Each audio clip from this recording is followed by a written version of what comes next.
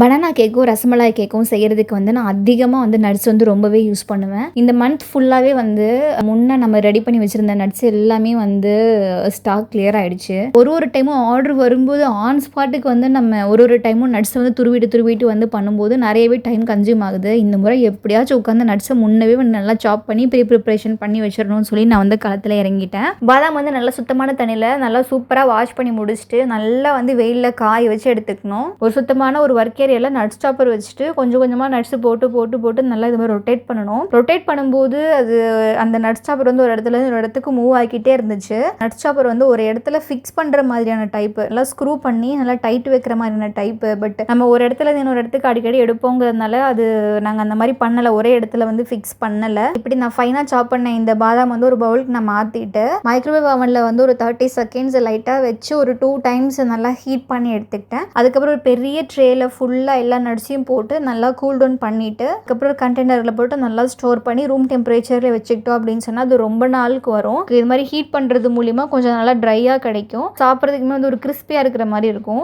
Bakers யாரும் நீங்கள் பார்த்துட்டு இருக்கீங்க அப்படின்னா பேக்கிங்க்கு முன்னவே வந்து இந்த மாதிரி சின்னதாக வந்து ப்ரிப்ரேஷன் என்னெல்லாம் பண்ணி வைப்பீங்கன்னு சொல்லி கீழே கூட கமெண்ட்டில் ஷேர் பண்ணுங்கள். அது எனக்குமே வந்து யூஸ்ஃபுல்லாக இருந்துச்சு அப்படின்னு சொன்னால் நானும் ஃபாலோ பண்ணிக்கிறேன். நம்ம நெக்ஸ்ட் வீடியோவில் மீட் பண்ணலாம். டேக் கேர், பாய்.